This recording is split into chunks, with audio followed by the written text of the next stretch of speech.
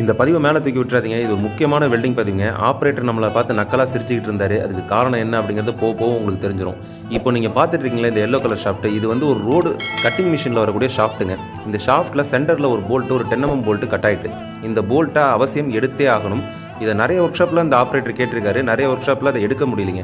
ஒரு சில ஒர்க் ஷாப்பில் கொஞ்சம் ட்ரை பண்ணியிருக்காங்க, ஆனால் அவங்களாலையும் முடியல. கடைசியாக அந்த ஒர்க் ஷாப்காரங்க ஏதாவது லேத் ஒர்க் ஷாப்புக்கு போங்க, ஓட்டை போட்டு எடுத்து கொடுத்துருவாங்க, அதாவது ட்ரில் பண்ணி அப்படின்னு இருக்காங்க. ஸோ நம்மக்கிட்ட வந்தார். நம்ம அதில் இருக்கக்கூடிய பேரிங்கை, அந்த புள்ளி அதெல்லாம் கழட்டி ட்ரை பண்ணி பார்த்தோம். பட் நம்மளாலையும் அதை கழட்ட முடியல. அப்படி கழட்டினா அந்த பேரிங் உடஞ்சிரும். ஸோ அந்த பேரிங் இங்கே கிடைக்காது லோக்கலில். ஸோ நம்ம அதை கழட்டாமல் அப்படியே வச்சு வெல்டிங் பண்ணி எடுக்க ட்ரை பண்ணுங்க.